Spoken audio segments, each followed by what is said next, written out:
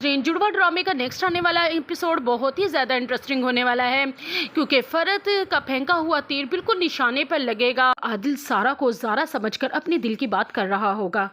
सरमत को पसंद करती थी और उससे ही शादी करनी थी, तो तुमने मेरी मोहब्बत को बढ़ावा क्यों दिया?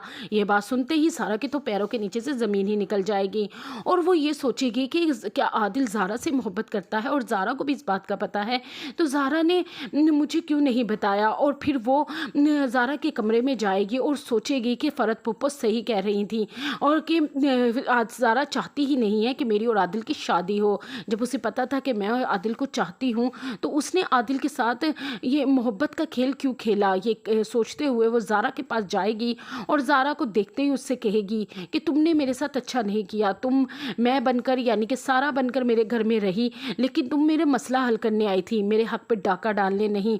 ज़ारा से कहेगी कि तुम्हें तो सरमत पसंद करता है ना, उससे भी तुम्हारी शादी तय हो गई है, तो तुमने फिर आदिल की मोहब्बत को इतना बढ़ावा क्यों दिया? और तुम जानती थी ना कि मैं आदिल को पसंद करती हूँ और बाबा ने मेरी और आदिल की शादी तय की है। और एक बात याद रखना ज़ारा, आदिल तुमसे नहीं मुझसे मोहब्बत करता है और मेरी और आदिल की ही शादी होगी।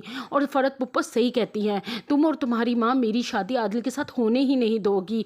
इस पर ज़ारा को सारा पर गुस्सा आ जाएगा उसकी सारी बातें सुनकर और उसे ज़ोरदार थप्पड़ मार देगी। ऐसे थप्पड़ खाकर सारा तो हैरान ही रह जाएगी कि उसे उम्मीद नहीं थी कि वो उसके साथ ऐसा भी कर सकती है। और दूसरी तरफ आप देखेंगे सारा की खातिर आदिल के साथ बहुत ज़्यादा मिसबिहेव करेगी और उसे कहेगी कि तुम समझते क्या हो, तुमने सारा को मेरा और अपने बारे में गलत बयानी की, मैंने कभी भी तुम्हारी मोहब्बत को बढ़ावा नहीं। सारा नहीं हूँ जो सब कुछ भुला के तुम्हारे साथ चल पड़ूंगी, वो सारा ही है जिसने तुम्हारे और तुम्हारी डैन जैसी माँ की सारी बातें भुलाकर सिर्फ तुम्हारी मोहब्बत में तुमसे शादी करना चाह रही है। सारा आदिल से ये बातें सब इसलिए करेगी कि आदिल का दिल उससे बुरा हो जाए और वो सारा से शादी कर ले, क्योंकि वो अपनी बहन को किसी भी गलत फहमी की वजह से खोना नहीं चाहती।